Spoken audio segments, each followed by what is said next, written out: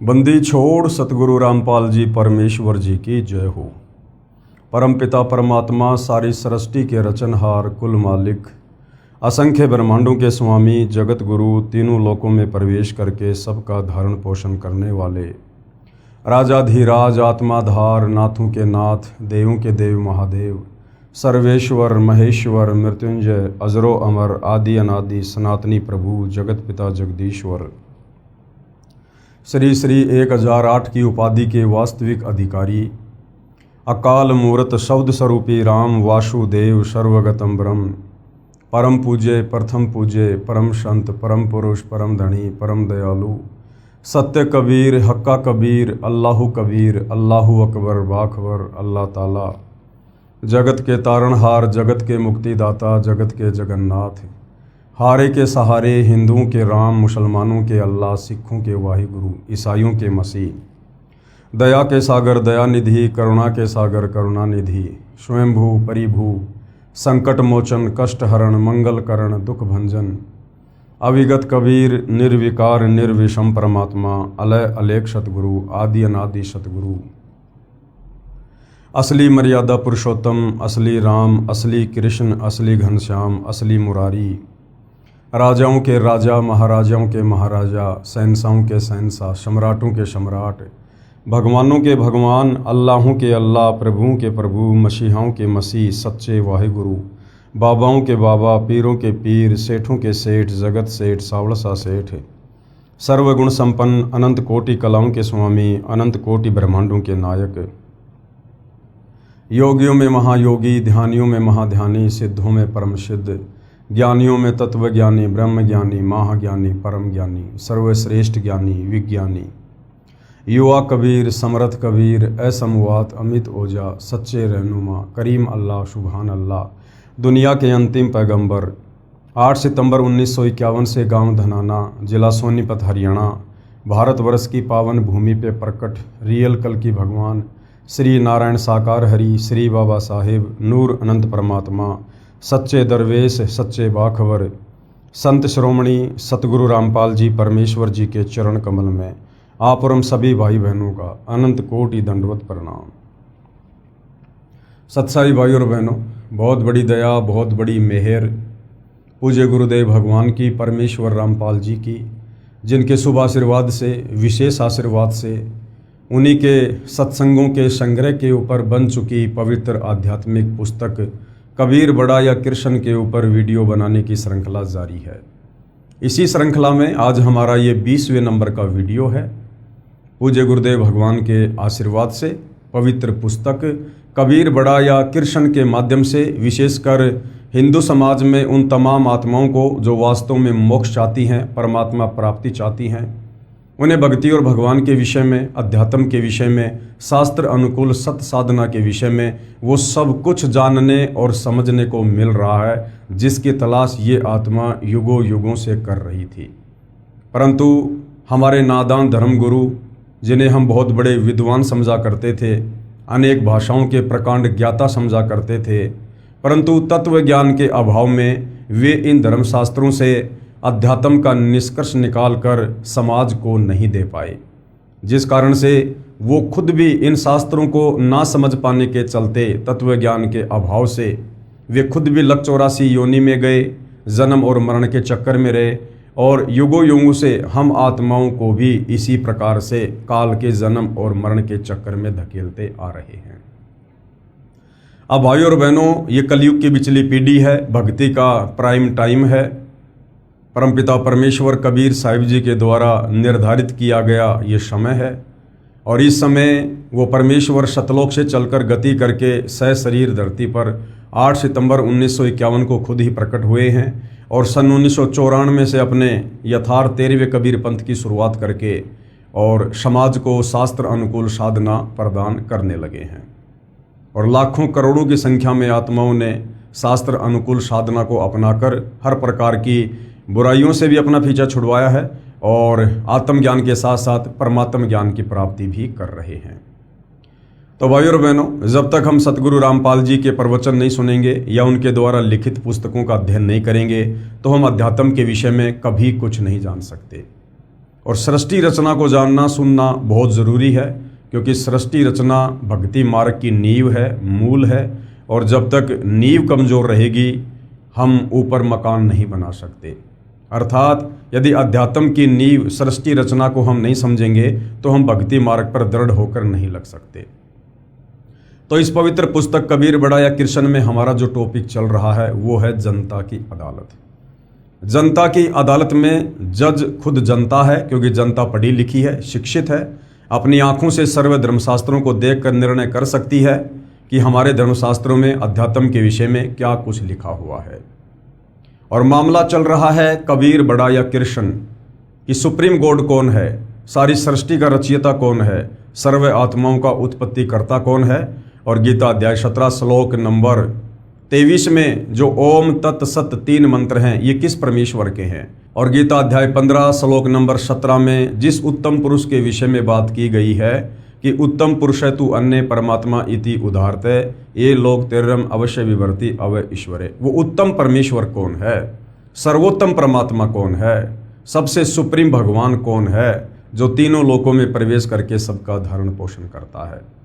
तो जनता की अदालत में श्री कृष्ण उर्फ विष्णु जी को उत्तम पुरुष बताते हुए उनके वकील साहिबान के रूप में हिंदू समाज के सर्व धर्मगुरु आचार्य शंकराचार्य खड़े हैं, और इधर कबीर जी को सुप्रीम गॉड बताते हुए कबीर जी के वकील सतगुरु रामपाल जी खड़े हैं।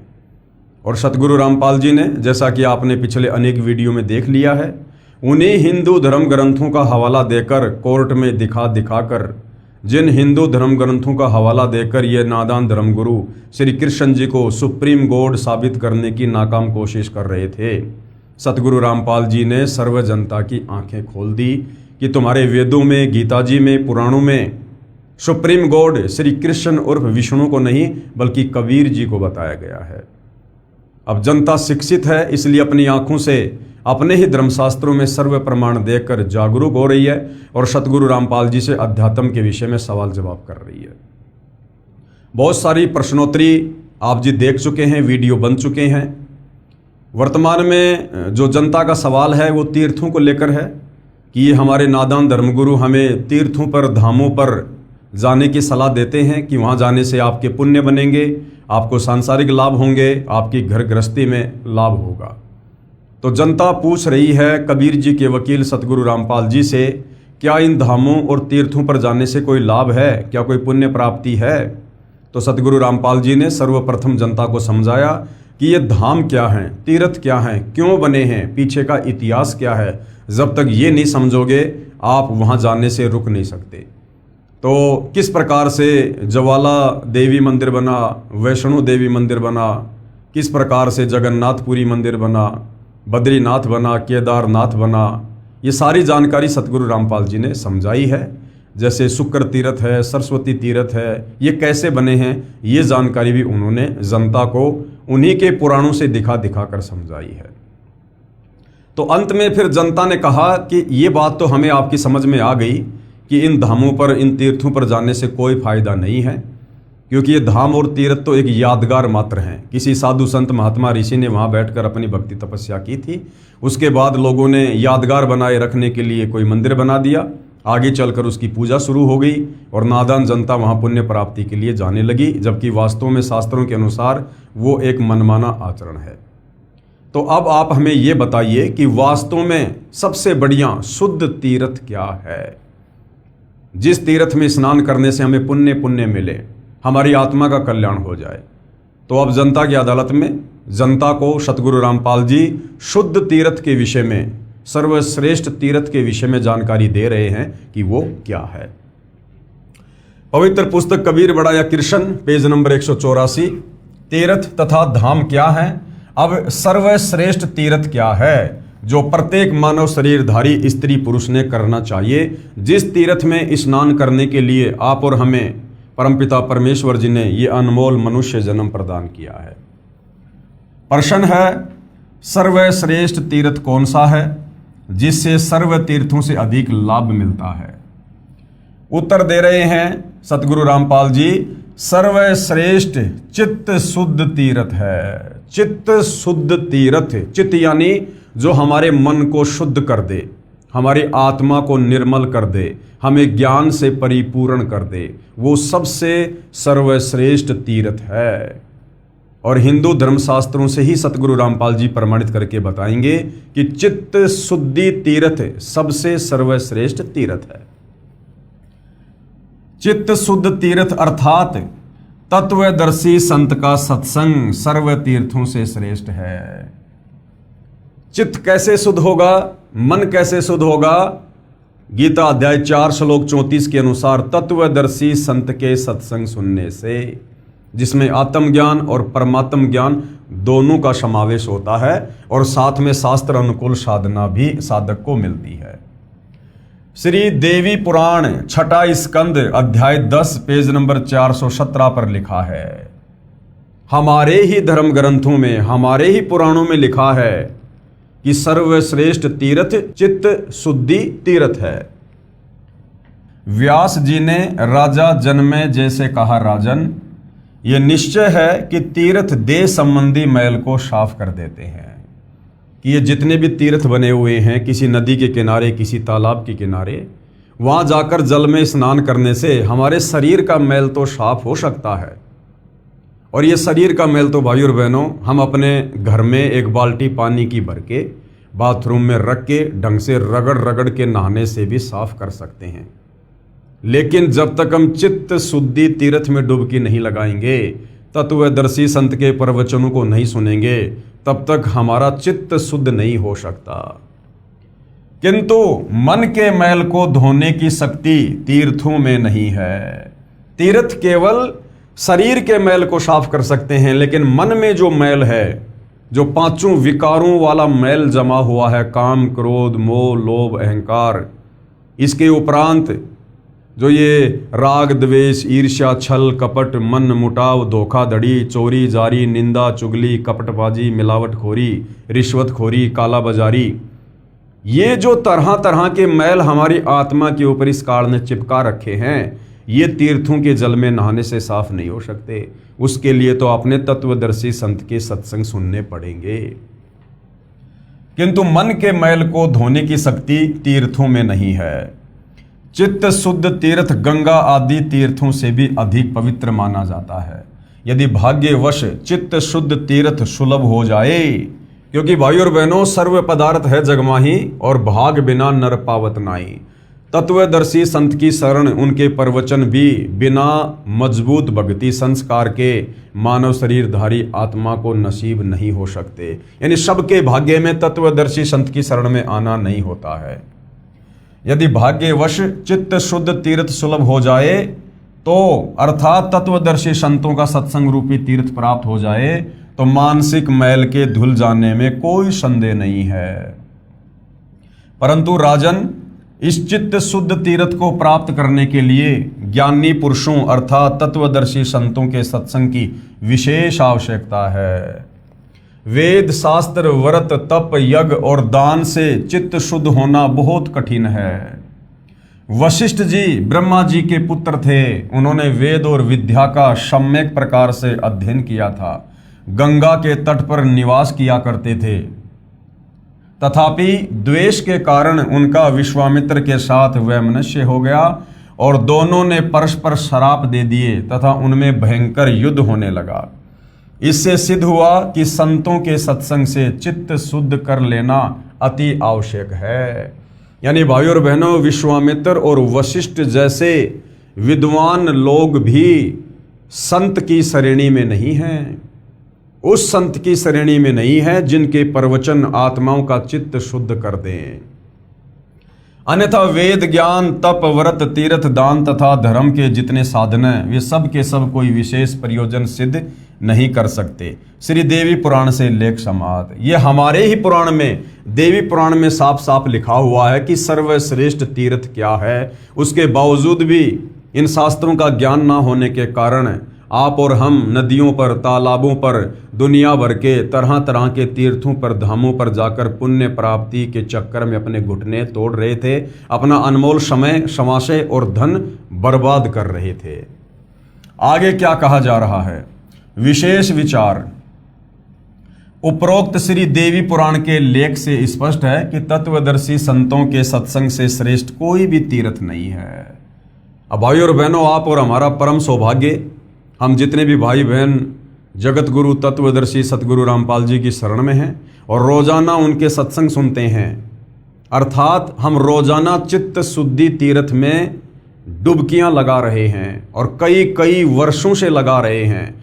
आप और हमारे लिए घर बैठे चित्त शुद्धि तीर्थ की व्यवस्था सतगुरु रामपाल जी ने कर रखी है तथा तत्व दृष्टा संत के बताए मार्ग से साधना करने से कल्याण संभव है।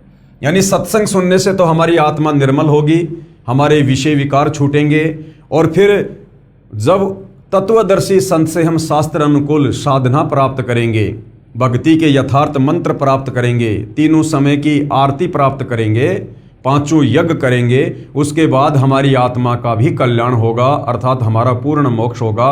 ये जन्म मरण का चक्कर सदा सदा के लिए समाप्त हो जाएगा। तीर्थ व्रत तप दान आदि व्यर्थ प्रयत्न है। यानी जब तक आपको तत्वदर्शी संत की शरण प्राप्त नहीं है तब तक आप कितने तीर्थों पर जाइए, कितने व्रत कीजिए, कितना घोर आप जी तप कीजिए, कितना दान और पुण्य कीजिए, ये सब व्यर्थ है। व्यर्थ का मतलब आपको इसका फल परमेश्वर अवश्य देगा, लेकिन आपको मनुष्य जन्म नहीं मिलेगा। आपको अन्य योनियों में, गधे की योनि में, कुत्ते की योनि में या अन्य किसी योनि में आपको उसका फल मिल जाएगा, परंतु आपको मनुष्य शरीर जो बेहद अनमोल है, परमात्मा प्राप्ति के लिए मिलता है, ये आपको पुनः जल्दी से नसीब नहीं होगा।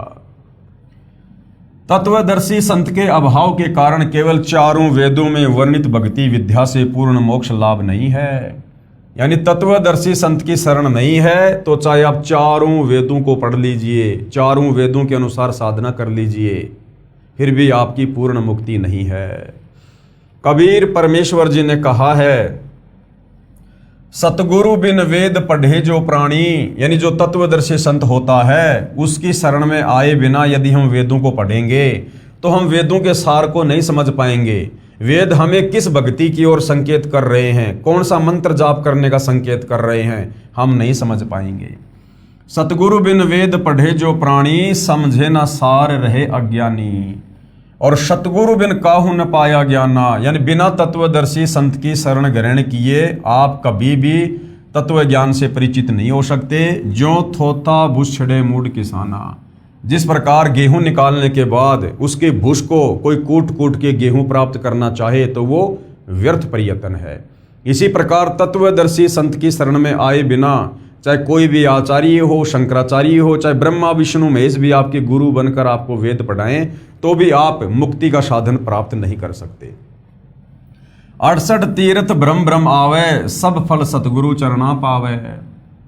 जो 68 प्रकार के तीर्थ हमारे नादान धर्म गुरुओं ने हिंदू श्रद्धालुओं को बता रखा है कि वहां जाने से पुण्य मिलेगा, मोक्ष होगा, आप उन 68 तीर्थों पर कितना ही भटक लीजिए, पूरी जिंदगी भटक लीजिए, जब तक आप तत्वदर्शी संत की शरण में नहीं आएंगे और शास्त्र अनुकूल साधना नहीं करेंगे आपकी मुक्ति लाख जन्म भी नहीं है। कबीर तीर्थ कर कर जग मुआ, उड़े पानी नहाए, सत नाम जपा नहीं काल घसीटे जाए। यानी बिना सच्चे नाम के जाप के लोग तीर्थों पर जा जाकर और अपना जीवन बर्बाद कर दिया, लेकिन उनको आत्म कल्याण की राह नसीब नहीं हुई। सूक्ष्म वेद अर्थात तत्व ज्ञान में कहा है कि 68 तीर्थ ब्रह्म ब्रह्म आवे, 100 फल सतगुरु चरणा पावे। गंगा यमुना बद्री समेते, जगन्नाथ धाम है जेते, बर में फल प्राप्त होए न जेतो, गुरु सेवा में फल पावे ते। तो ये जितने भी प्रकार के तीर्थ हैं, गंगा यमुना बद्रीनाथ जगन्नाथ, इन सभी तीर्थों पर धक्के खाने से हमें कोई पुण्य कोई लाभ नहीं है, और जो लाभ आप इन तीर्थों पर जाकर प्राप्त नहीं कर सकते उससे असंख्य गुना ज़्यादा लाभ घर बैठे यदि आप तत्वदर्शी संत की शरण में है तो उनके द्वारा बताई गई भक्ति साधना करने से और उनकी सेवा करने से आप जी प्राप्त कर लेते हैं। कोटिक तीर्थ सब कर आवे, चाहे आप करोड़ों तीर्थ कर लो और गुरु जी के चरणों में फल तुरंत ही पावे। तत्वदर्शी संत के चरणों में आपको करोड़ों तीर्थों से भी ज्यादा फल प्रतिदिन नसीब होता है। सतगुरु मिले तो अगम बतावे, सच्चा सतगुरु ही हमें मोक्ष की राह बताएगा, आगे का रास्ता सतलोक का रास्ता बताएगा। और जम की आंच ताई नहीं आवे, और हमारे भाग्य में जो काल कर्म लिखे हुए थे, जो संकट आने थे हमारे प्रारब्ध के अनुसार, सच्चे सतगुरु तत्वदर्शी संत की शरण में आने के बाद उनका नाश हो जाता है।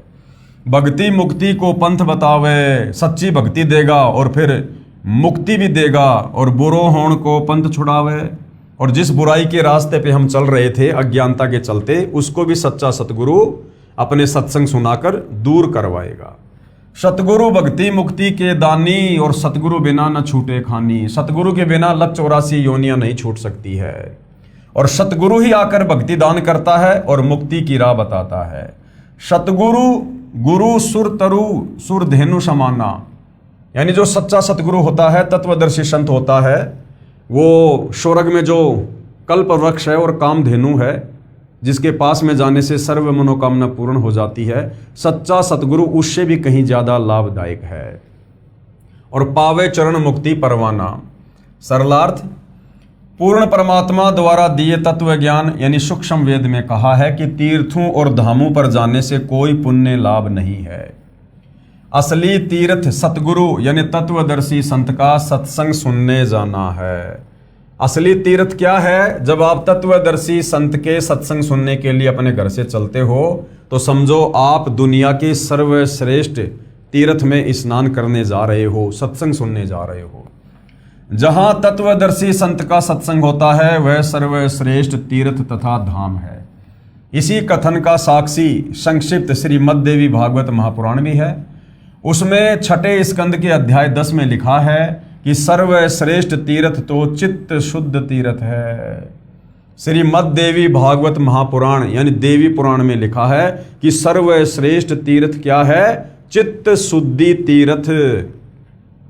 जहां तत्वदर्शी संत का सत्संग चल रहा है उसके अध्यात्म ज्ञान से चित्त की शुद्धि होती है। शास्त्रोक्त अध्यात्म ज्ञान तथा शास्त्रोक्त भक्ति विधि का ज्ञान होता है। अब जैसे आप जी इस पवित्र पुस्तक कबीर बड़ा या कृष्ण के ऊपर वीडियो देख रहे हैं तो समझो आप जी चित्त शुद्धि तीर्थ में स्नान कर रहे हो। ये दुनिया का सबसे सर्वश्रेष्ठ तीर्थ है।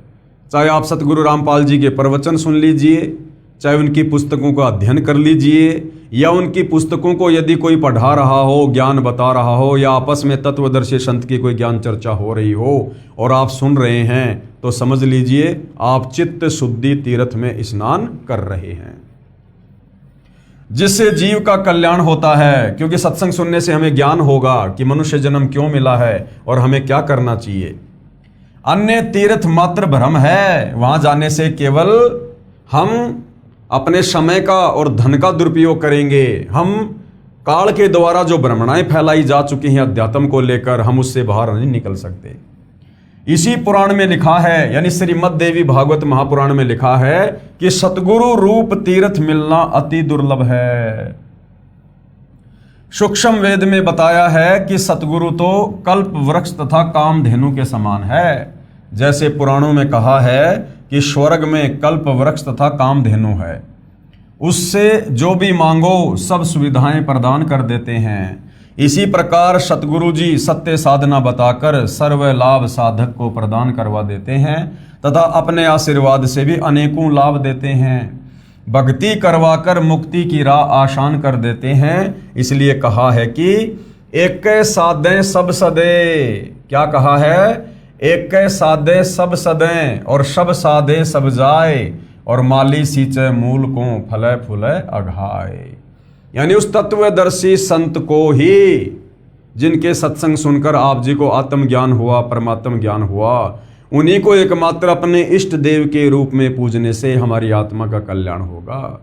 एक साधे सब सदे सब साधे सब जाए और माली सींचे मूल को फले फूले अघाए। गुरुदेव ने क्या अर्थ किया है? शब्दार्थ, एक सतगुरु रूप तीर्थ पर जाने से सब लाभ मिल जाता है। सब तीर्थों धामों व अन्य अंधश्रद्धा भक्ति से सब लाभ समाप्त हो जाते हैं। जैसे आम के पौधे की एक जड़ की सिंचाई करने से पौधा विकसित होकर पेड़ बनकर बहुत फल देता है, यदि पौधे को उल्टा करके जमीन में गड्ढे में शाखाओं की ओर से रोपकर शाखाओं की सिंचाई करेंगे तो पौधा नष्ट हो जाता है, कोई लाभ नहीं मिलता है। इसलिए एक सतगुरु रूप तीर्थ पर जाने से सर्व लाभ मिल जाता है। जैसा कि संक्षिप्त श्रीमद् देवी भागवत महापुराण में लिखा है कि सतगुरु रूप तीर्थ मिलना अति दुर्लभ है, परंतु आप जी को सतगुरु रूप तीर्थ अति सुलभ है। क्यों? क्योंकि वर्तमान में वो सतगुरु, वो तत्वदर्शी संत गीता अध्याय 4 श्लोक 34 वाला जो कंप्लीट सृष्टि रचना को जानता है, जो वास्तव में पूर्ण मोक्ष की विधि जानता है, गीता अध्याय 17 श्लोक 23 में पूर्ण परमेश्वर की प्राप्ति के जो 3 मंत्र हैं, ओम तत् सत, जिसे उसके रहस्य का पता, उसके भेद का पता है, वो तत्वदर्शी संत वर्तमान में धरती पर सतगुरु रामपाल जी हैं। इसलिए वर्तमान में इस पृथ्वी पर जितने भी मानव शरीरधारी प्राणी हैं, ये उनका परम सौभाग्य है कि उनको चित्त शुद्धि तीर्थ सुलभ है। और परमेश्वर ने सोशल मीडिया दे रखी है, घर बैठे आप जेब से मोबाइल निकालकर रोजाना सतगुरु रामपाल जी के सत्संग सुनकर चित्त शुद्धि तीर्थ में डुबकी लगा सकते हैं। यह दास यानी गुरुदेव अपने लिए कह रहे हैं कि विश्व में एकमात्र सतगुरु यानी तत्वदर्शी संत है। आओ और सत्य भक्ति प्राप्त करके जीवन सफल बनाओ। आप जी को फिर ध्यान दिला दूं कि गीता शास्त्र का ज्ञान चारों वेदों ऋग्वेद, यजुर्वेद, सामवेद तथा अथर्ववेद का सारांश है। यानी जो पवित्र गीता जी है वो चारों वेदों का निष्कर्ष है, उनका सार रूप है, संक्षिप्त रूप है।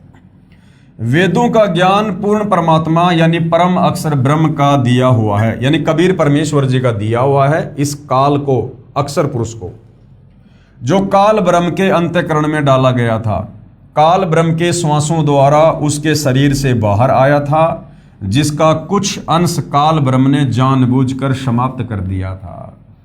यानी जो ज्ञान परमपिता परमेश्वर जी ने, कबीर देव जी ने इस काल ब्रह्म को दिया था, यहाँ 21 ब्रह्मांड में आने के बाद जब समय अनुसार इसकी श्वासों से वेद बाहर प्रकट हुए, जब इसने वेदों को पढ़ा तो पता चला कि इसमें तो भैया तेरे विषय में बहुत कुछ लिखा हुआ है।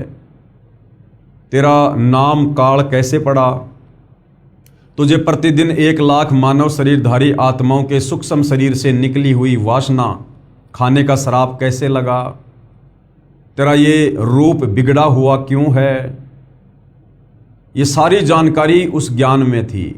तो इसने जल्दबाजी में उस ज्ञान को नष्ट कर दिया जो इसके पाखंड की पोल खोल रहा था, और बाकी का ज्ञान इसने समुद्र मंथन के माध्यम से श्री ब्रह्मा जी को, जो इसका सबसे बड़ा बेटा है, यानी ब्रह्मा विष्णु महेश इस काल ब्रह्म के ज्योति निरंजन के बेटे हैं, तो इसने समुद्र मंथन में वो ज्ञान ब्रह्मा जी को प्रदान कर दिया। ब्रह्मा जी ने उस ज्ञान को पढ़ा, लेकिन तत्व ज्ञान के अभाव में, तत्वदर्शी संत के अभाव में ब्रह्मा जी निष्कर्ष नहीं निकाल पाए। और जैसा ब्रह्मा जी को समझ में आया, ब्रह्मा जी ने आगे अपने वंशज ब्राह्मणों को, धर्म गुरुओं को देना शुरू कर दिया। अब जब ब्रह्मा जी को समझ में नहीं आया तो उसके वंशजों को कहाँ से समझ में आ जाता। उन वंशजों ने उस ज्ञान को आगे प्रचारित करना शुरू कर दिया। आगे चल के कालांतर में श्री वेद व्यास जी के द्वारा 4 वेदों के रूप में, 4 पुस्तकों के रूप में उस वेद ज्ञान को लिपिबद्ध कर दिया गया, जो आज आप और हमारे सामने है।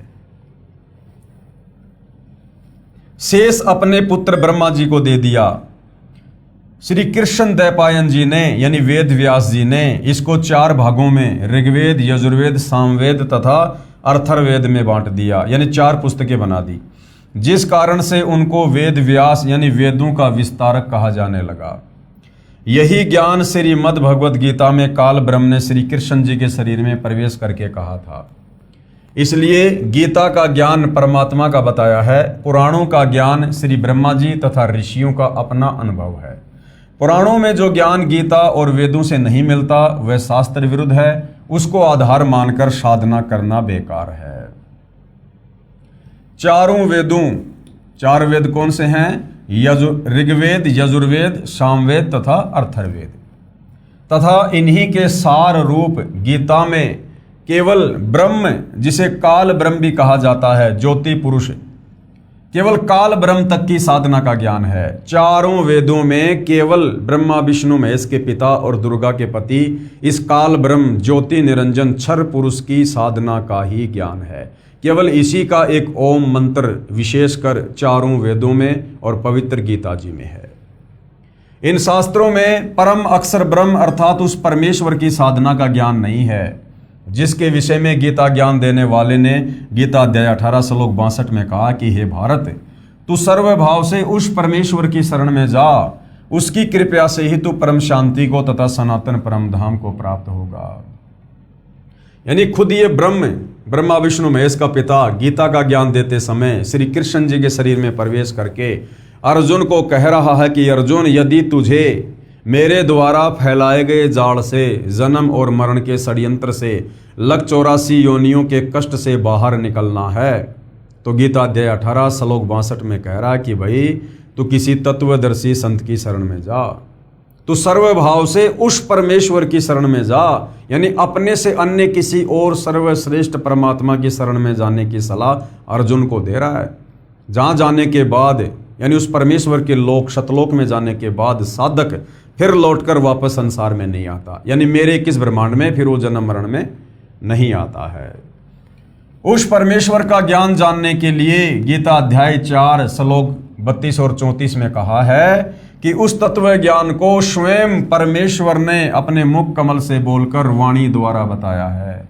वह तत्वदर्शी संतों के पास जाकर समझ कि भैया वो कंप्लीट ज्ञान अर्जुन मेरे पास भी नहीं है। यानी गीता ज्ञानदाता ने हाथ खड़े कर दिए। जिस गीता ज्ञानदाता को हिंदू समाज सर्वश्रेष्ठ ज्ञानी और भगवान मानकर पूज रहा है, श्री कृष्ण और विष्णु को, उसने भी हाथ खड़े कर दिए कि भैया उस सर्वश्रेष्ठ परमात्मा की प्राप्ति का और उसके सतलोक में जाने का कंप्लीट ज्ञान मुझे भी नहीं है।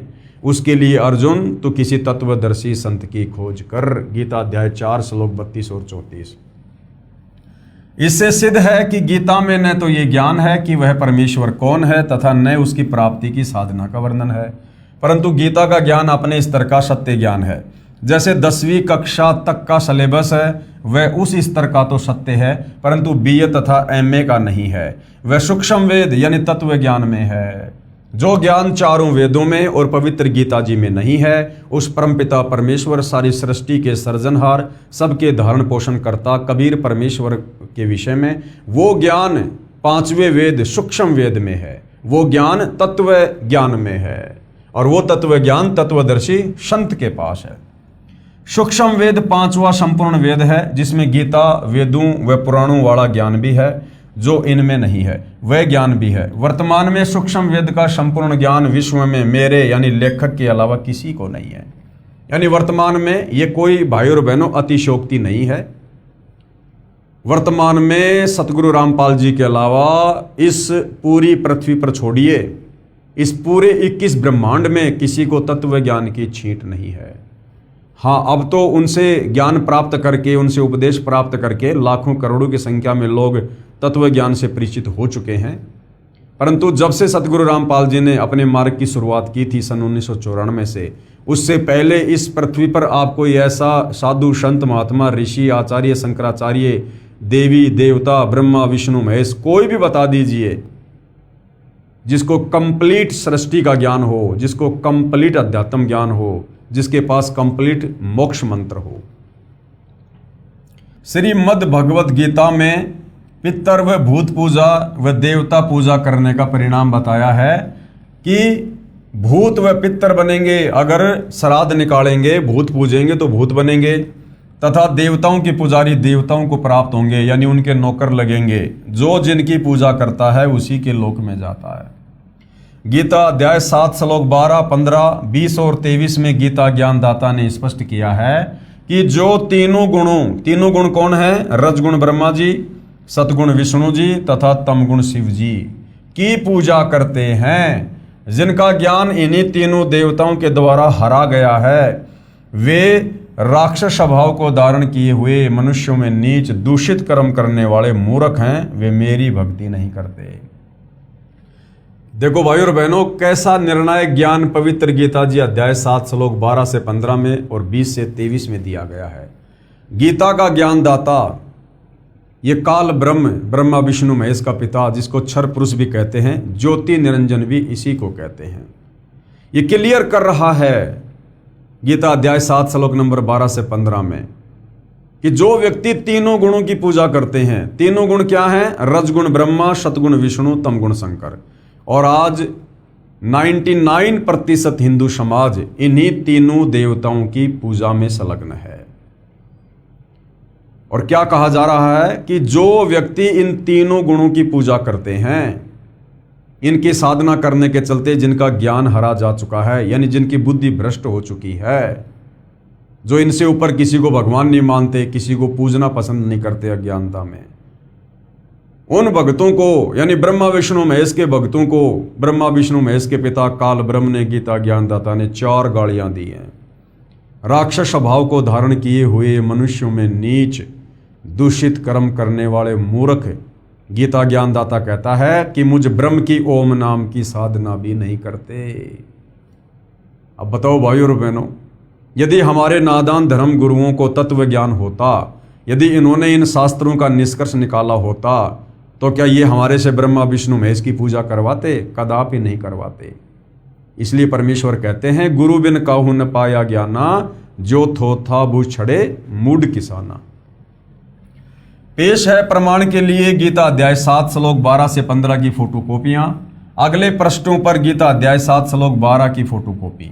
अब जनता की अदालत में सतगुरु रामपाल जी जनता को, विशेषकर उस जनता को जो ब्रह्मा विष्णु महेश को सुप्रीम गॉड मानकर उसी की साधना कर रही है, उस जनता को दिखा रहे हैं।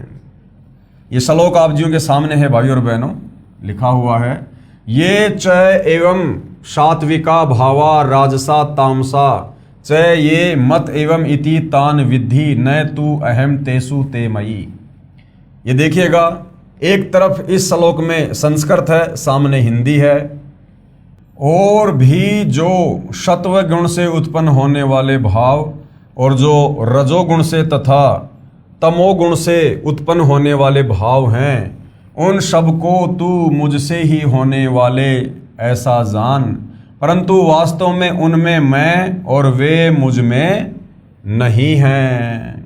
ये काल ब्रह्म, ब्रह्मा विष्णु महेश का पिता क्या कह रहा है कि ब्रह्मा विष्णु महेश जो एक एक गुण से युक्त हैं और उनके द्वारा जो भी कार्य हो रहे हैं, यानी ब्रह्मा जी के रजोगुण के माध्यम से जीव बाई फोर्स दबाव में आकर संतान उत्पत्ति करते हैं, विष्णु जी के सतोगुण के प्रभाव से आपस में मोह ममता में बंधे हुए हैं, और शंकर जी के तमोगुण के प्रभाव से राग द्वेष ईर्ष्या लड़ाई झगड़ा मार पिटाई मुकदमेबाजी, ये जो भी कुछ उन तीनों गुणों से हो रहा है, उसका निमित्त करता, उसका मूल कारण मैं काल ब्रह्म हूं, क्योंकि मैंने ही इनको एक एक गुण से युक्त कर रखा है। और मैंने ही अपने स्वार्थ के लिए, अपने भोजन के लिए, जो मुझे प्रतिदिन 1 लाख जीव खाने पड़ते हैं तपस्या पर भून भून कर, मैंने अपने भोजन की व्यवस्था के लिए इन तीनों पुत्रों को एक एक गुण से युक्त करके और आप लोगों को जो है इस प्रकार से फांस रखा है। कहने का मतलब है कि जो भी कुछ ब्रह्मा विष्णु महेश के माध्यम से हो रहा है, उसका मूल कारण मैं ही हूं, लेकिन ये मुझ में नहीं और मैं इसमें नहीं, यानी मैं इनसे अलग रहता हूं, इनको एक एक गुण से युक्त करके। गीता अध्याय 7 श्लोक 12 का भावार्थ यह है कि गीता ज्ञान देने वाला काल ब्रह्म ज्योति निरंजन काल है, इसको श्रापवश 1 लाख मानव स्त्री पुरुष खाने होते हैं, उसके लिए इसने अपने तीनों पुत्रों को गुण युक्त उत्पन्न किया है। रजगुण युक्त ब्रह्मा जी, सतगुण युक्त विष्णु जी तथा तमगुण युक्त शिव जी को अपनी पत्नी श्री देवी दुर्गा के गर्भ से उत्पन्न किया है। गीता जी अध्याय 14 श्लोक नंबर 3 और 4 इसका प्रमाण है। ब्रह्मा जी के रजगुण के प्रभाव से प्रभावित सब प्राणी भोग विलास करके संतान उत्पत्ति करते हैं। विष्णु जी के सतगुण के प्रभाव से प्रभावित होकर सब प्राणी एक दूसरे से मोह ममता के कारण जकड़े हुए हैं। जैसे पिता का संतान से मोह, माता का संतान से मोह, बच्चों का माता पिता से मोह, संपत्ति से मोह, यानी विष्णु जी से निकल रहा सतगुण का प्रभाव सब जीवों को एक दूसरे से बांध के रखता है। इसे स्थिति स्थापित करना कहा है। शिवजी के तमगुण के प्रभाव से युद्ध होते हैं, हजारों लाखों सैनिक मारे जाते हैं, आपसी कलह झगड़े होते हैं। तीनों देवता श्री ब्रह्मा जी, श्री विष्णु जी तथा श्री शिव जी काल ब्रह्म के खाने के लिए व्यवस्था करते हैं। अधिक जानकारी सृष्टि रचना इसी पुस्तक के पेज नंबर 389 पर हम आगे पढ़ेंगे। इसलिए गीता अध्याय 7 श्लोक 12 में गीता ज्ञानदाता ने कहा है कि रजगुण ब्रह्मा से, सतगुण विष्णु से तथा तमगुण शिव से जो भी कुछ हो रहा है उन सब को तू मुझसे ही होने वाला जान। यानी मूल कारण मैं काल ब्रह्म हूं जो बाई फोर्स ब्रह्मा विष्णु महेश के माध्यम से करवा रहा हूं। यानी सब मेरी योजना के अनुसार हो रहा है, परंतु मैं उनमें नहीं और वे मुझ में नहीं, क्योंकि काल ब्रह्म ये ब्रह्म लोक में गुप्त रहता है, उस तक किसी की पहुंच नहीं है। इसलिए कहा है कि मैं उनमें नहीं और वे मुझ में नहीं। प्रमाण के लिए पेश है गीता अध्याय 7 श्लोक 13 की फोटोकॉपी। त्रिभी गुणमय भावे एभि सर्वम इदम जगत मोहितम न अभिजानाति माम एभे परम अव्यम। क्या कहा गया है? गुणों के कार्य रूप सात्विक, राजस और तामस, इन तीनों प्रकार के भावों से ये सारा संसार प्राणी समुदाय मोहित हो रहा है। इसलिए इन तीनों गुणों से परे मुझ अविनाशी को नहीं जानता। ये काल ब्रह्म कह रहा है कि ये सारा संसार तीनों गुणों के प्रभाव से प्रभावित हो रहा है।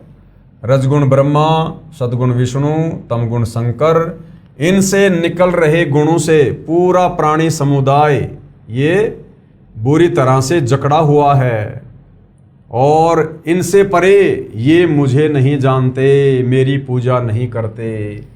अध्याय 7 श्लोक 13 का भावार्थ है कि गीता ज्ञानदाता ने कहा है कि जो थोड़ी राहत ये देवता अपने साधक को देते हैं उसी के कारण सारा प्राणी समुदाय यानी जगत इन्हीं पर मोहित हो रहा है। इन तीनों गुणों देवताओं से परे मुझ अविनाशी को नहीं जानता, यानी मेरी पूजा के महत्व से अपरिचित हैं। इन तीनों देवताओं का जाल मेरे से उत्पन्न है। ये मेरी माया बड़ी दुस्तर है। जो पुरुष केवल मुझको भजते हैं वे इस माया यानी तीनों देवताओं का उल्लंघन कर जाते हैं, यानी इनकी भक्ति नहीं करते, इनके पास न जाकर मेरे ब्रह्मलोक में चले जाते हैं।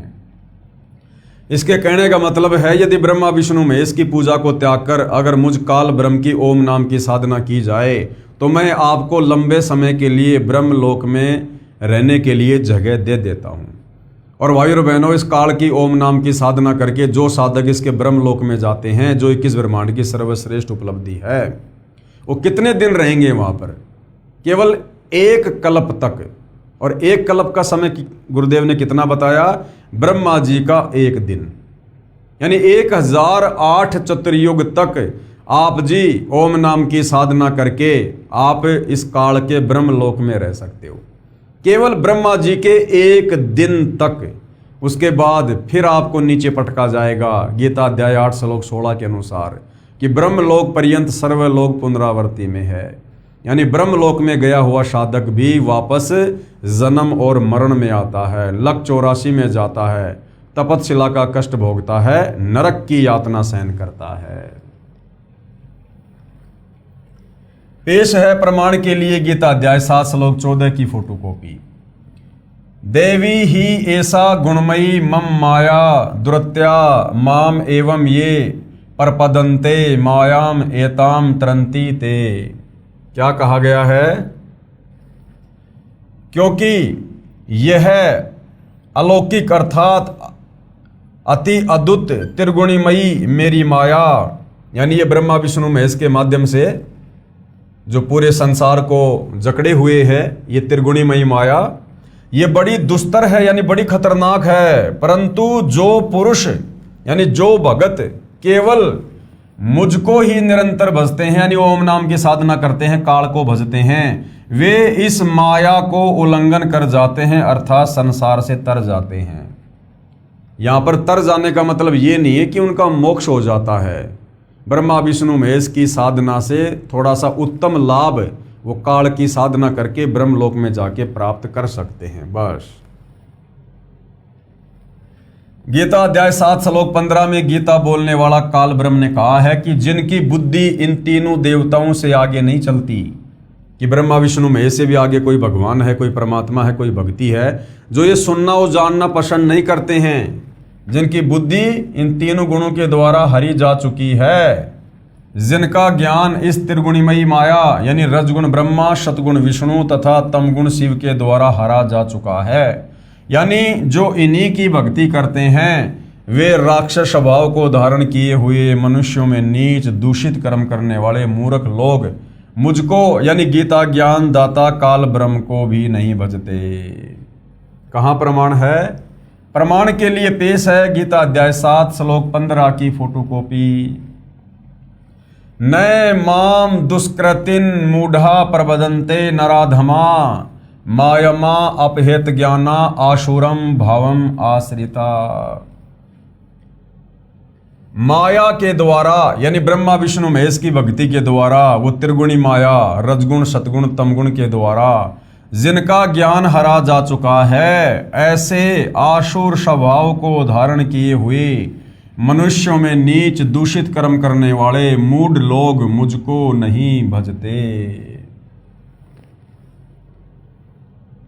इसी संबंध में कुछ घटनाएं पेश हैं, यानी गीता अध्याय 7 श्लोक 12 से 15 में गीता ज्ञानदाता काल ब्रह्म ने अपने तीनों पुत्रों रजगुण ब्रह्मा, सतगुण विष्णु और तमगुण शंकर की भक्ति पूजा करने वालों को जो 4 गालियां दी हैं, राक्षस स्वभाव को धारण किए हुए मनुष्यों में नीच दूषित कर्म करने वाले मूर्ख, ऐसा क्यों कहा है उसके विषय में कुछ उदाहरण पेश किए जा रहे हैं कि ब्रह्मा विष्णु महेश के साधकों की क्या स्थिति है। रजगुण ब्रह्मा के उपासकों का चरित्र यानी श्री ब्रह्मा जी की भक्ति करने वाले भक्तों का चरित्र। एक हिरण्यकशिपु ब्राह्मण राजा था, किसी कारण उसको भगवान विष्णु यानी सतगुण से ईर्ष्या हो गई। उस राजा ने रजगुण ब्रह्मा जी देवता को भक्ति करके प्रसन्न किया। ब्रह्मा जी ने कहा कि पुजारी मांगो, क्या मांगना चाहते हो? हिरण्यकशिपु ने मांगा कि सुबह मरूं न शाम मरूं, बाहर मरूं न भीतर मरूं, दिन मरूं न रात मरूं, 12 मास में ना मरूं, न आकाश में मरूं न धरती पर मरूं, न मानव से मरूं न पशु पक्षी से मरूं। ब्रह्मा जी ने कहा तथास्तु। ब्रह्मा जी ने वरदान दे दिया।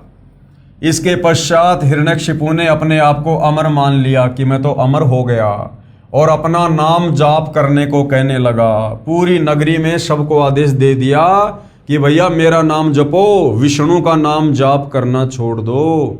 हिरण्यकशिपु हिरण्यकशिपु ये नाम जाप करना है, क्योंकि वो विष्णु जी का दुश्मन था। जो विष्णु का नाम जपता उसको मार देता। उसका पुत्र प्रहलाद विष्णु जी की भक्ति करता था, उसको कितना सताया था। यानी गुरुदेव भगवान ने बताया कि हिरण्यकशिपु ने अपने 8-10 वर्षीय पुत्र भगत प्रहलाद को 84 प्रकार की यातनाएं दी थी भयंकर। कभी पहाड़ से नीचे गिराया, कभी सर्पों के बीच में डाल दिया, कभी तेल के कड़ाहे में डाल दिया, कभी जल्लादों से मरवाने का प्रयास किया। इस प्रकार की 84 प्रकार की यातना दी।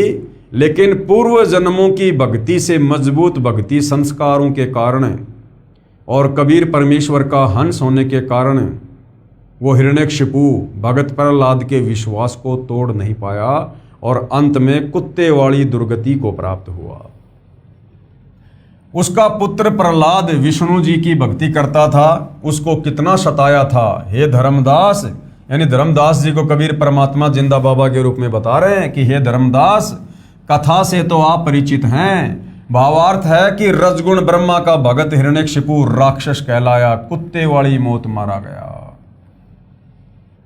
राक्षस स्वभाव को धारण किए हुए मनुष्यों में नीच दूषित कर्म करने वाले मूर्ख, ये 4 गालियां इसलिए ब्रह्मा विष्णु महेश के पुजारियों को दी गई है क्योंकि ये लोग कोई भी उल्टा कार्य करने से पीछे नहीं हटते।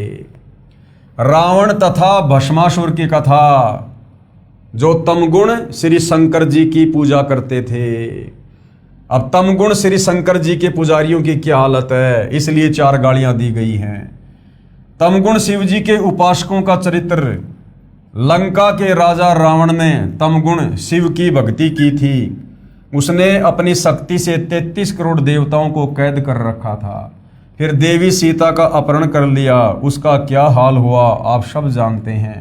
तमगुण शिव का उपासक रावण राक्षस कहलाया, सर्वनाश हुआ और निंदा का पात्र बना। इसलिए गीता अध्याय 7 श्लोक 12 से 15 में ब्रह्मा विष्णु महेश की पूजा करने वालों को राक्षस स्वभाव धारण किया हुआ कहा गया है। अन्य उदाहरण दिए जा रहे हैं। आप जी को भस्मासुर की कथा का ज्ञान तो है ही। भगवान शिव यानी तमोगुण की भक्ति भस्मागिरी करता था। वह 12 वर्षों तक शिव जी के द्वार के सामने ऊपर को पैर और नीचे को सिर यानी शीर्षासन करके भक्ति तपस्या करता रहा। एक दिन पार्वती जी ने कहा, हे महादेव, आप तो समर्थ हैं, आपका भक्त क्या मांगता है, इसे प्रदान कर दो प्रभु। भगवान शिव ने भस्मागिरी से पूछा, बोलो भगत क्या मांगना चाहते हो, मैं तुझ पर अति प्रसन्न हूँ। भस्मागिरी ने कहा, पहले वचनबद्ध हो जाओ तब मांगूंगा। यानी इन भक्तों को अपने भगवान पर विश्वास भी नहीं होता था। पहले उनको वचनबद्ध किया करते थे कि भगवान कहीं मुकर ना जाए। भगवान शिव वचनबद्ध हो गए। तब भस्मागिरी ने कहा कि आपके पास जो भस्म कंडा है वो मुझे प्रदान कर दो। शिव जी ने वह भस्म कंडा भस्मागिरी को दे दिया। अब वो भस्म कड़ा क्या था? शंकर जी अपने हाथ में एक वो कड़ा पहना करते थे। उसकी क्या खासियत थी? जिसके सर के ऊपर भी रख कर ये कह दिया जाए भस्म, वो चंद सेकंडों में राख बन जाया करता था। तो भस्मागिरी ने शंकर जी को वचनबद्ध करके वो भस्म कड़ा ले लिया। शिव प्रभु ने वह भस्म कंडा भस्मागिरी को दे दिया। कड़ा हाथ में आते ही भस्मागिरी ने कहा, हो जा शिव जी होशियार, तेरे को ही भस्म करूंगा तथा पार्वती को अपनी पत्नी बनाऊंगा। ये कहकर अभद्र ढंग से हंसा तथा शिव जी को मारने के लिए उनकी ओर दौड़ा। इसलिए भाई गीता अध्याय 7 श्लोक 12 से 15 में ब्रह्मा विष्णु महेश की तीनों गुणों की पूजा करने वालों को 4 गालियां दी गई हैं। राक्षस स्वभाव को धारण किए हुए मनुष्यों में नीच दूषित कर्म करने वाले मूर्ख। अब बताओ, अब ये राक्षस नहीं, नीच नहीं तो और क्या? जिसको भगवान मानकर भक्ति कर रहा है, तपस्या कर रहा है, और उसी की धर्म पत्नी के ऊपर गंदी नीयत है और अपने इष्ट के साथ में विश्वासघात धोखाधड़ी करने के मकसद से भक्ति कर रहा है कि भस्म कंडा प्राप्त करूंगा, फिर शंकर जी को मारूंगा और पार्वती को पत्नी बनाऊंगा। इसलिए ब्रह्मा विष्णु महेश की भक्ति करने वाले को राक्षस कहा गया है। ये कहकर अभद्र ढंग से हंसा तथा शिव जी को मारने के लिए उनकी ओर दौड़ा। भगवान शिव उस दुष्ट का उद्देश्य जानकर भाग निकले। अब दुनिया कहती है कि भगवान शंकर अजरो अमर हैं, मृत्युंजय है, कालज्य है, अमर है। अगर ये मृत्युंजय थे, अजरो अमर थे, कालज्य थे, तो भस्मासुर के आगे मौत के डर से भागे क्यों? वहीं खड़े रहते। वो तो अमर हैं, अजरो अमर हैं, मृत्युंजय हैं, उनको तो मृत्यु छू ही नहीं सकती। लेकिन भाई और बहनों, केवल ये नादान धर्मगुरु ने आप और हमें मूर्ख बना रखा था। ये भगवान शंकर को, विष्णु को, ब्रह्मा जी को, जो कि नाशवान हैं, इनकी जन्म और मृत्यु होती है, असंख्यों बार मर चुके हैं, जन्म ले चुके हैं, अपने नादानी के चलते, तत्व ज्ञानहीनता के चलते इनको अजरो अमर बताकर आप और हमें भक्ति और भगवान से दूर रखा। तो भगवान शंकर जिनको अजरो अमर मृत्युंजय कालज्य कहकर हमसे धर्मगुरु ने पुजवाया, वो भगवान शंकर अपने एक भगत के आगे डर से भाग निकले। भगवान शिव उस दुष्ट का उद्देश्य जानकर भाग निकले। पीछे पीछे पुजारी, आगे आगे इष्ट देव शिव जी भागे जा रहे थे। विचार करो धर्मदास, यदि आपके देव शिव जी अविनाशी होते तो मृत्यु के भय से नहीं डरते। आप इनको अविनाशी कहा करते थे, आप इन्हें अंतर्यामी भी कहते थे। यदि भगवान शिव अंतर्यामी होते तो पहले ही भस्मागिरी के मन के गंदे विचार जान जाते। इससे सिद्ध हुआ कि ये तो अंतर्यामी भी नहीं है, अविनाशी तो बहुत दूर की बात है।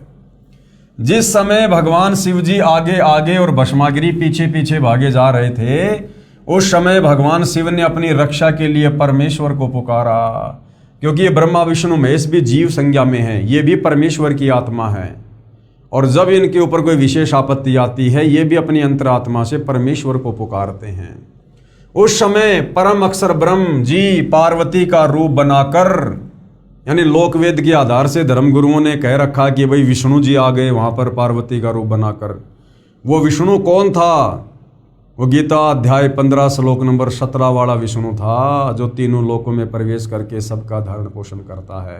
परम अक्षर ब्रह्म कबीर देव, उन्होंने अपने भगत की पुकार सुनकर भस्मासुर से बचाने के लिए और विष्णु रूप धारण किया, और उसके बाद पार्वती रूप में कन्वर्ट हुए।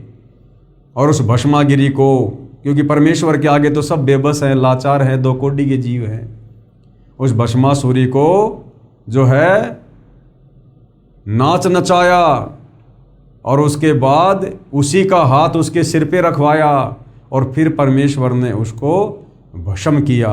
अब परमेश्वर चाहते तो बिना नाच नचाए, बिना वो जिस हाथ में कड़ा था उसके सिर पर रखवाए, वैसे भी उसको भस्म कर सकते थे। लेकिन विष्णु जी को परमेश्वर ने महिमा देनी थी इस भक्ति काल तक, इसलिए विष्णु जी किस प्रकार से मार सकते थे, उसी विधि से उन्होंने जो है भस्मागिरी को खत्म किया। जिस समय भगवान शिव जी आगे आगे और भस्मागिरी पीछे पीछे भागे जा रहे थे, उस समय भगवान शिव ने अपनी रक्षा के लिए परमेश्वर को पुकारा। उसी समय परम अक्षर ब्रह्म जी यानी कबीर देव पार्वती का रूप बनाकर भस्मागिरी दुष्ट के सामने खड़े हो गए तथा कहा, हे भस्मागिरी आ मेरे पास बैठ। भस्मागिरी को पता था कि अब शिव जी निकट स्थान पर नहीं रुकेंगे। भस्मागिरी तो पार्वती के लिए ही तो सर्व उपद्रव कर रहा था। हे धर्मदास, आपको सर्व कथा का पता है। पार्वती रूप में परमात्मा जी ने भस्मागिरी को गंडहस्त नाच नचाकर भस्म किया। तमोगुण शिव का पुजारी भस्मागिरी अपने गंदे कर्म से फिर भस्मासुर अर्थात भस्मा राक्षस कहलाया। भक्ति करता था तो भस्मागिरी नाम था, और भक्ति के बाद उसने जब ऐसा उपद्रव किया, राक्षस वाला काम किया, तो भस्मागिरी का नाम फिर क्या पड़ा? भस्मासुर, यानी भस्मा असुर राक्षस। इसलिए इन तीनों देवों के पुजारियों को राक्षस स्वभाव को धारण किए हुए मनुष्यों में नीच दूषित कर्म करने वाले मूर्ख कहा है। अब भाई और बहनों, आज भी वो स्थिति है, यानी भस्मागिरी जैसों ने, कंस जैसों ने, रावण जैसों ने, हिरण्यकश्यप जैसों ने अपने इस तरह की बदमाशियां की, उपद्रव किए, जैसी उनमें योग्यता थी, सिद्धियां थी। वर्तमान कलयुग का समय है, भक्ति किसी के पास है नहीं, इसलिए ब्रह्मा विष्णु महेश के पुजारी वर्तमान में अपने अपने हिसाब से उपद्रव कर रहे हैं। ब्रह्मा विष्णु महेश की पूजा भी करते हैं, व्रत भी करते हैं, और उसके बाद चोरी, जारी, निंदा, चुगली, ठगी, व्यभिचार, रिश्वतखोरी, मिलावटखोरी, काला बाजारी, सारे उल्टे काम करते हैं। इसलिए ब्रह्मा विष्णु महेश की पूजा करने वाले को हमारे पवित्र शास्त्र गीता जी अध्याय 7 श्लोक 12 से 15 में 4 गालियां दी हैं। उसके बाद एक उदाहरण और दिया जा रहा है ब्रह्मा विष्णु महेश के पुजारियों के उपद्रव का, इनके राक्षस स्वभाव का। हरिद्वार में साधुओं का कत्लेआम। अब सतगुण श्री विष्णु जी के पुजारियों की कथा सुनाता हूं। एक समय हरिद्वार में हर की पौड़ियों पर कुंभ का मेला लगा। उस अवसर पर तीनों गुणों के उपासक यानी ब्रह्मा विष्णु महेश के पुजारी अपने अपने समुदाय में एकत्रित हो जाते हैं। गिरि, पुरी, नागा, नाथ ये भगवान तमोगुण शिव के उपासक होते हैं तथा वैष्णव सतगुणु भगवान विष्णु के उपासक होते हैं। हर की पौड़ियों पर प्रथम स्नान करने पर 2 समुदायों नागा तथा वैष्णवों का झगड़ा हो गया। लगभग 25,000 ये त्रिगुण रजगुण ब्रह्मा, सतगुण विष्णु तथा तमगुण शिव के पुजारी लड़कर मर गए, कत्लेआम कर दिया। तलवारों, छुरों, कटारी से एक दूसरे की जान ले ली। और किस बात को लेकर? केवल प्रथम स्नान को लेकर। शंकर जी के पुजारी बोले पहले हम नहाएंगे, विष्णु जी के पुजारी बोले पहले हम नहाएंगे। इसी बात को लेकर 25,000 साधु आपस में लड़ लड़ के मर गए। गंगा जी का पानी लाल कर दिया। अब बताओ भाई और बहनों, ब्रह्मा विष्णु महेश के पुजारियों को ये गीता ज्ञानदाता 4 गालियां ना दे तो क्या इनके गले में माला पहनाकर सम्मानित करे। इसलिए इनको राक्षस स्वभाव को धारण किए हुए मनुष्यों में नीच, दूषित, कर्म, मूर्ख कहा गया है। और यही कारण है, आज देखिए ब्रह्मा विष्णु महेश की पूजा करते करते भी हिंदू समाज में आप जाइए पुलिस स्टेशन में कितनी FIR मिलेंगी, आप जाइए कोर्ट में कितने मुकदमे मिलेंगे, राग द्वेष ईर्ष्या में आकर लड़ाई झगड़ा मार पिटाई, छोटी छोटी बातों को लेकर, जमीन को लेकर, मकान को लेकर, धोखाधड़ी को लेकर दुनिया भर के मुकदमे दर्ज हैं। इसलिए इनको राक्षस स्वभाव को धारण किए हुए मनुष्यों में नीच और दूषित कर्म करने वाले मूर्खों की संज्ञा दी है। तो सूक्ष्म वेद में यानी आदरणीय गरीबदास जी की वाणी में क्या लिखा गया है? तीर तुपक तलवार कटारी जमधड़ जोर बधावे हैं, हर पैड़ी हर हेत नहीं जाण्या वहां जा तेग चलावे हैं। काटे शीस नहीं दिल करुणा ये जग में साध कहावे हैं, और जो जन इनके दर्शन को जावे उनको भी नरक पठावे हैं। हे धर्मदास, उपरोक्त सत्य घटनाओं से सिद्ध हुआ कि रजगुण ब्रह्मा जी, सतगुण विष्णु जी तथा तमगुण शिव जी की पूजा करने वालों को गीता अध्याय 7 श्लोक 12 से 15 में राक्षस स्वभाव को धारण किए हुए मनुष्यों में नीच, दूषित कर्म करने वाले मूर्ख कहा है। परमेश्वर जिंदा जी के मुख कमल से उपरोक्त कथा सुनकर धर्मदास जी का सिर फटने को हो गया। धर्मदास जी मथुरा गए हुए थे, वहां कबीर परमात्मा जिंदा बाबा के रूप में मिले और धर्मदास जी को ज्ञान समझा रहे हैं कि धर्मदास तू किस विष्णु की साधना कर रहा है, ये तो शतोगुण युक्त है, ये काल का पुत्र है, और इसकी पूजा करने के लिए खुद गीता में अध्याय 7 श्लोक 12 से 15 में मना किया है। तो ये सारी सत्य कथा सुनकर, जो कथाएं धर्मदास जी ने अपने गुरु रूपदास से पहले ही सुन रखी थी, पुस्तकों में पुराणों में कथाएं पढ़ रखी थी, लेकिन तत्वदर्शी संत की शरण में आए बिना इन कथाओं को समझने वाली बुद्धि ओन नहीं होती। तो जब खुद तत्वदर्शी संत यानी कबीर परमेश्वर जी जिंदा बाबा रूप में कथा सुना रहे थे, तो धर्मदास जी की बुद्धि से काल दूर हो गया था और धर्मदास जी को सारी बातें बिल्कुल एज इट इज समझ में आने लगी, और ये सारी कथाएं सुनकर उनका सिर फटने को हो गया, चक्कर आने लगे। हिम्मत करके धर्मदास बोला, हे प्रभु, आपने तो मुझ ज्ञान के अंधे को आंखें दे दी दाता। उपरोक्त सर्व कथाएं हम सुना तथा पढ़ा करते थे, परंतु कभी विचार नहीं आया कि हम गलत रास्ते पर चल रहे हैं। आपका सौ बार धन्यवाद, आप जी ने मुझ पापी को नरक से निकाल दिया प्रभु, और उसी नरक से वर्तमान में सतगुरु रामपाल जी पूरे विश्व को बाहर निकालने के लिए पुनः धरती पर प्रकट हुए हैं। यदि कोई नरक से निकलना चाहे तो उनके सत्संग रूपी चित्त शुद्धि तीर्थ में स्नान करना चाहे तो। गीता अध्याय 7 के श्लोक 20 से 23 का उपरोक्त से संबंध है, जिनका भावार्थ है कि गीता अध्याय 7 श्लोक 20 से 23 तक का भावार्थ है कि जो गीता अध्याय 7 श्लोक 12 से 15 में कहा है कि तीनों गुण रजगुण श्री ब्रह्मा जी, सतगुण श्री विष्णु जी तथा तमगुण श्री शिव जी रूपी माया द्वारा जिनका ज्ञान हरा जा चुका है, अर्थात जो तीनों देवताओं की साधना करते हैं, वे राक्षस स्वभाव को धारण किए हुए मनुष्यों में नीच दुष्कर्म करने वाले मूर्ख मुझ ब्रह्म की पूजा नहीं करते। इसी के संबंध में गीता अध्याय 7 श्लोक 20 और 23 में कहा है कि जिनका ज्ञान उपरोक्त तीनों देवताओं द्वारा हरा जा चुका है, वे अपने स्वभाववश उन्हीं देवताओं की पूजा मनोकामना पूर्ण करने के मकसद से करते हैं। अर्थात गीता ज्ञानदाता कह रहा है, क्या कह रहा है कि मेरे से अन्य देवताओं की पूजा करते हैं। जो भगत जिस देवता की पूजा करता है उसकी श्रद्धा मैं ही उस देवता के प्रति दृढ़ करता हूँ। उस देवता के पुजारी को भी मेरे द्वारा उस देवता को दी गई शक्ति से ही प्राप्त होता है, परंतु उन मंद बुद्धि वालों अर्थात मूर्खों का वह फल नाशवान है, यानी वो नरक जाने से नहीं बच सकते। देवताओं के पूजने वाले देवताओं को प्राप्त होते हैं, यानी देवताओं के लोक में जाकर उनके नौकर बनते हैं, उनके गण बनते हैं, और मेरे भगत मुझे प्राप्त होते हैं। काल कह रहा है कि मेरी ओम नाम की साधना करने वाला मुझे प्राप्त होता है, यानी ब्रह्मलोक में जाता है। भावार्थ है कि जो ब्रह्मा विष्णु तथा शिव की पूजा या अन्य किसी देव की पूजा करते हैं, उन देवताओं की पूजा का फल नाशवान है, अर्थात वह पूजा व्यर्थ है। पेश है गीता अध्याय 7 श्लोक 20 से 23 की फोटोकॉपी। कामे तय तय हत ज्ञाना प्रपदन्ते अन्य देवता तम तम नियमम आस्ताये प्रकृत्या नियतः शवैया। उन भोगों की कामना द्वारा जिनका ज्ञान हरा जा चुका है, वे लोग अपने स्वभाव से प्रेरित होकर उस नियम को धारण करके अन्य देवताओं को भजते हैं अर्थात पूजते हैं। गीता अध्याय 7 श्लोक 21 की फोटोकॉपी। ये याम याम तनुम भक्तय श्रद्धा अर्चितुम इच्छति तस्से तस्से अचलाम श्रद्धाम ताम एवं विदधामि अहम।